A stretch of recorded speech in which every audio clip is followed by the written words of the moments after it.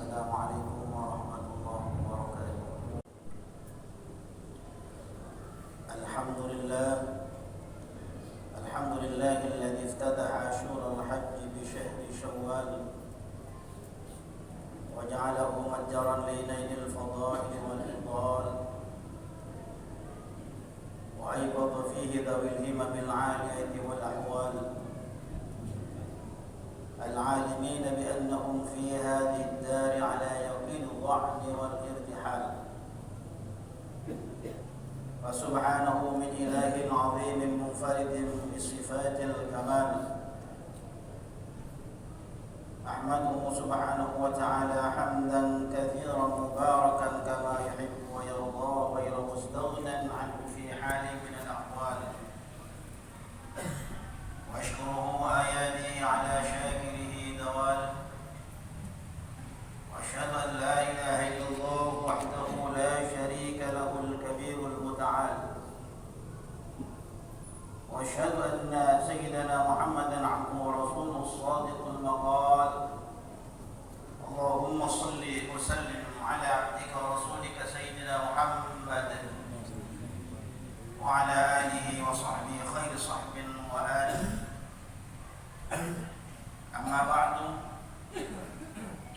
فيا أيها الناس اتقوا الله تعالى واحذروا المعاصي فإنها موجبات للخسران ولا تبطلوا ما أسلفتم في شهر رمضان من صالح الأعمال.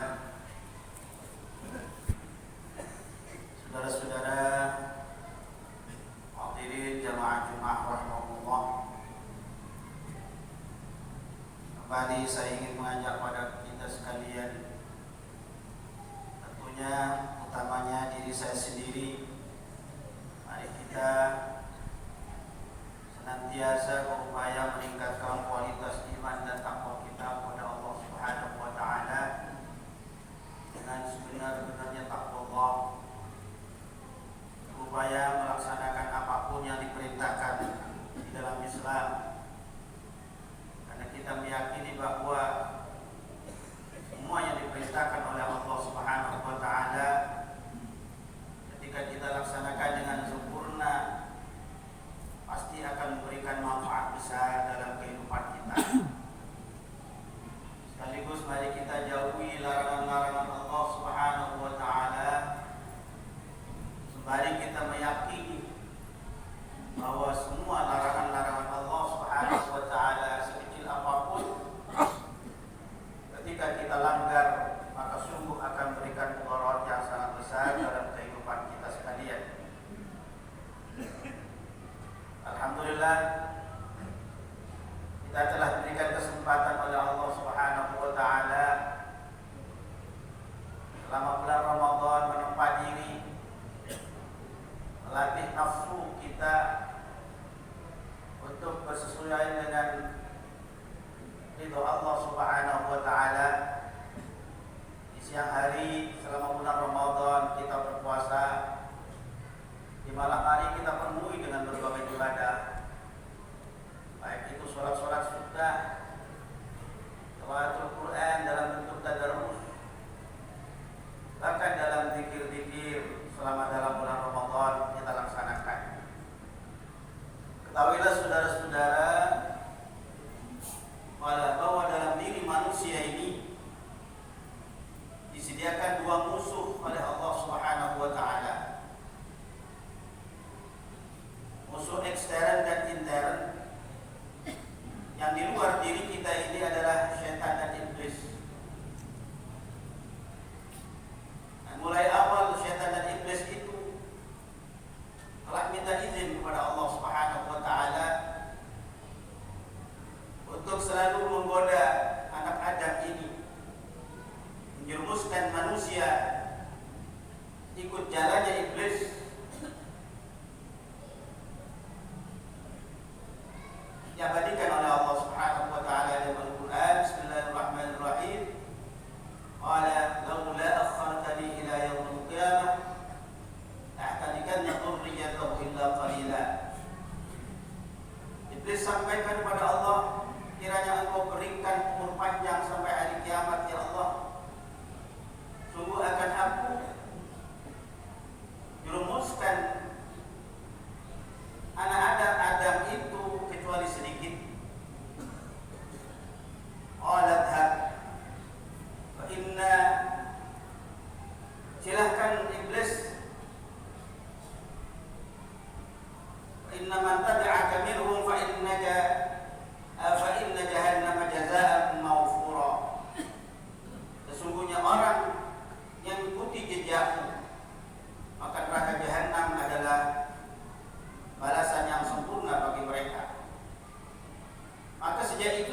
saudara-saudara, iblis selalu ingin mendapatkan kawan sebanyak-banyaknya, menggoda dan menjerumuskan manusia ini. Tetapi ketahuilah bahwa sehebat apapun iblis itu menggoda manusia, dia tidak akan mampu membelokkan manusia itu sendiri ke jalan dia, sepanjang tidak ada dukungan dari musuh yang ada dalam diri kita sendiri, yaitu nafsu. Disebutkan oleh Rasulullah sallallahu alaihi wasallam, "Inna 'adal 'aduwi nafsuka allati fi jambayk." Sesungguhnya musuh yang paling dahsyat adalah nafsu yang ada dalam dirimu sendiri. Maka ketika iblis sudah sejalan dengan nafsu yang ada dalam diri kita menjerumuskan kita, maka dengan mudah kita akan terperosok ke jalan yang salah, yang melanggar agama Islam. Karena itu saudara-saudara, kita bersyukur kepada Allah Subhanahu wa taala diberikan waktu oleh Allah untuk selama 1 bulan menaklukkan nafsu diri kita sendiri. Sehingga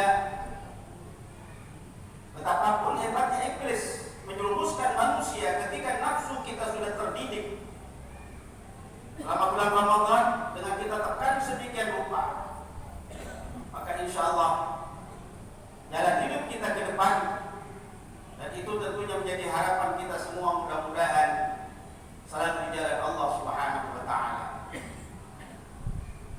Masyaallah muslimin rahimakumullah, banyak hal yang sudah kita dapatkan, yang sudah kita dapatkan selama bulan Ramadan, baik insya Allah dari segi pahala maupun dari segi kesehatan jasmani, kesehatan rohani kita, dan bahkan dalam hal-hal yang lain pula.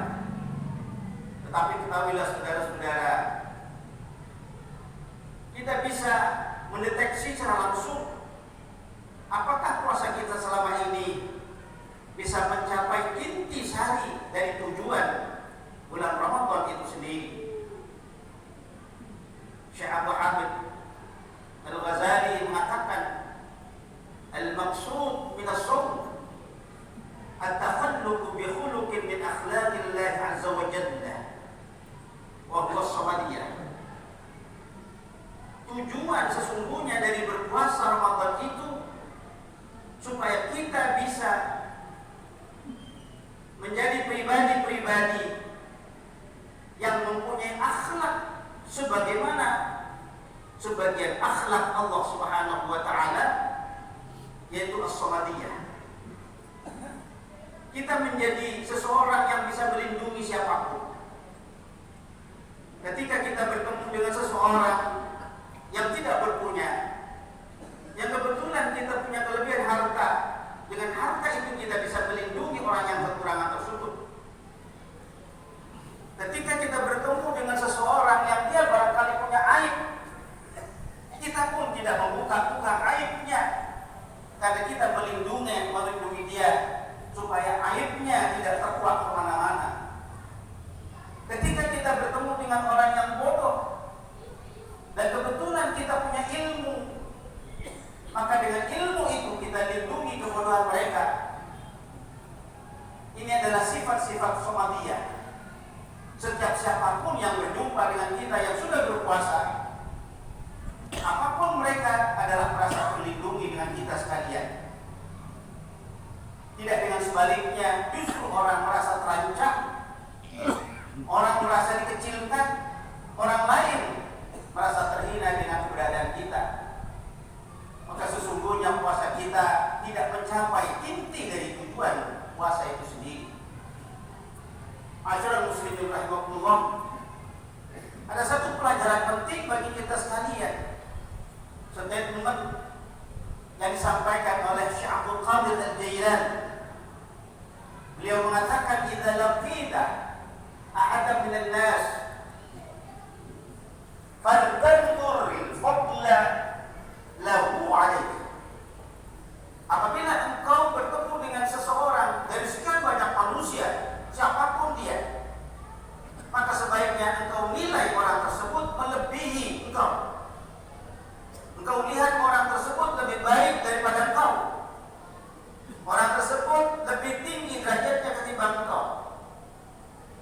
barangkali buah yang mesti kita dapatkan setelah kita berpuasa dalam bulan Ramadan. Yang dimaksudkan adalah apa? Kata Syaikhul Qadir Al-Jailani, ketika engkau bertemu dengan orang yang sudah tua, maka nilai dan yakini bahwa orang tua tersebut lebih baik daripada kamu, karena sudah barang tentu orang tua tersebut sudah memperbanyak ibadah sebelum kamu lahir. Sebaliknya ketika engkau bertemu dengan anak kecil, maka yakini si kecil tadi lebih baik dari engkau. Karena sesungguhnya si kecil tadi belum berkesempatan melakukan maksiat-maksiat, sementara engkau sendiri barangkali sudah tidak terhitung berapa banyaknya maksiat yang sudah dilakukan. Ketika engkau bertemu dengan orang yang kaya, lebih baik engkau nilai orang yang kaya tadi lebih baik dari engkau, karena tentunya dia sudah banyak sedekah dan zakat yang diberikan pada fuqara masakin, sementara engkau tidak bisa berbuat apa-apa. Juga demikian, ketika engkau bertemu dengan orang miskin, maka nilai orang miskin tadi lebih baik dari engkau, karena ketika orang miskin tadi tidak melakukan sedekah karena kemiskinannya, sementara engkau dengan uang yang berlimpah tidak melakukan sedekah sama sekali. Masyarakat muslimin rahimahullah, bahkan ketika engkau bertemu dengan orang yang alim, maka katakan orang alim tadi lebih baik dari engkau, karena tentunya dia sudah menyebarkan ilmunya kepada para santri, murid dan masyarakat, sementara engkau tidak bisa berbuat apa-apa. Sebaliknya ketika engkau bertemu dengan orang yang bodoh, maka nilai juga orang yang bodoh itu lebih baik dari engkau, karena dia tidak melakukan ibadah yang banyak karena kebodohannya, sementara engkau begitu banyak ilmu tetapi tidak dilakukan ibadah sebagaimana sebanyak ilmumu tadi. Bahkan andaikan engkau bertemu dengan orang yang bukan Islam sekalipun, Syaikhul Qadir Jailani menegaskan, jangan sekali-kali engkau menganggap dirimu lebih baik darinya, karena boleh jadi orang yang tadi tidak Islam, dalam waktu tertentu mendapatkan hidayah Allah Subhanahu wa taala, dia masuk Islam, praktekkan amaliyah Islam, kemudian dia meninggal dalam keadaan husnul khatimah, sementara engkau sendiri tidak ada bisa menjamin mati di dalam keadaan Islam. Karena itu saudara-saudara ma'asyiral muslimin rahimahullah, apabila dua statement ini dari Imam Al-Ghazali dengan Syaikhul Qadir Al-Jailani menjadi kepribadian kita, kita pegangi, menjadi pegangan kita masing-masing, insya Allah dimanapun kita menjadi orang yang dijunjung tinggi oleh orang-orang lain, tidak diremehkan oleh siapapun, karena kita tidak meremehkan pada siapapun. Masyaallah muslimin rahimahullah, dua hal itu yang mesti masuk menjadi pegangan kita sampai nanti kita masuk di dalam bulan Ramadan yang akan datang. Mudah-mudahan kita bisa bertemu dengan bulan Ramadan yang akan datang, dan tentunya kita niatkan untuk bisa lakukan ibadah lebih sempurna lagi. Amin Allahumma amin. Inna ahsanal mawa'idh as-safiyah kalamu man la takhfa 'alaihi khafiyah. Allah subhanahu wa ta'ala yaqulu bi qawlihi ihdil muhtadun.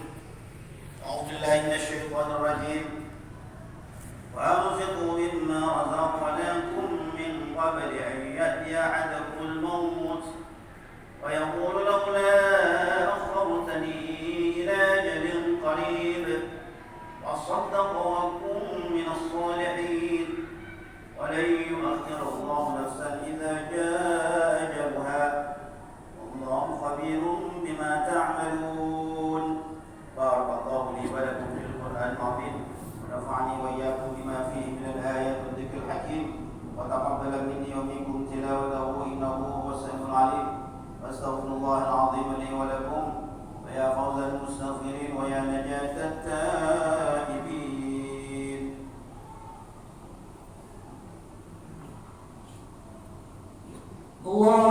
اللهم صل وسلم وزد وآت وأنعم وتفضل وبارك بجلالك وكمالك سيداتك وأشرف عبادك سيدنا ومولانا